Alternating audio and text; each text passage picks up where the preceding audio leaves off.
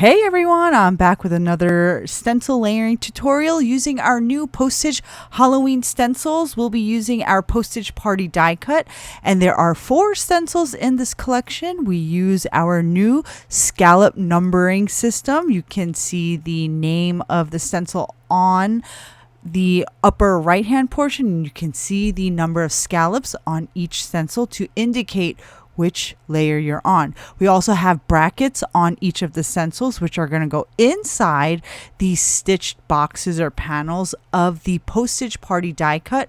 We place the Postage Party die cut and stencil one onto our grip mat, and we're using our patent pending corner alignment guides.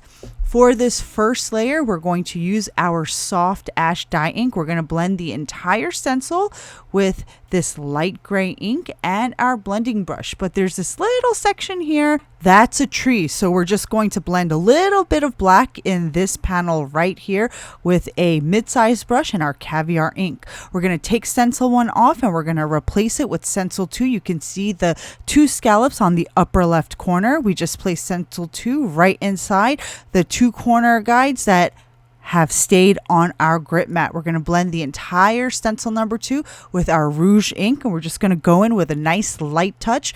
You want this layer to be a little bit lighter.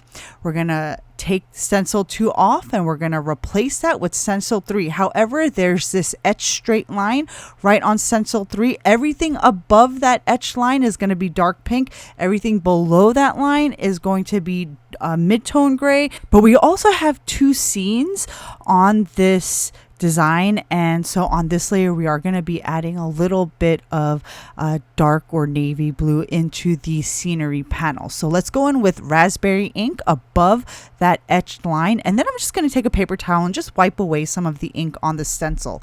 Then I'm going to go in with a mid-tone gray, which is our crystal pewter ink, and I'm going to blend the rest of the bottom portion of the stencil. And then after I'm done with the crystal pewter, I'm going to go ahead and just wipe off the excess ink on the stencil and add some Celadon ink around the moon in the 2 scenes on our panels. And then I just use some Italian denim ink to give that nighttime sky a little bit more depth and color. Once I'm done blending stencil 3, I took that stencil off and replaced it with stencil 4. You can see the 4 scallops on the upper left-hand corner.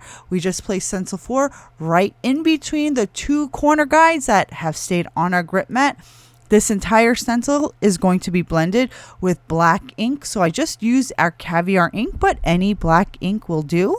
And you can also experiment with the colors that you use on each layer. For example, the background for the ghost family, you can do any color for that background, but just to make things easier for the video, I just blended everything black. So now all of my blending is complete. This is our Postage Halloween stencils. Everything is available to ship immediately. I hope you guys enjoyed this video. Thank you so much for watching. I'll see you next time.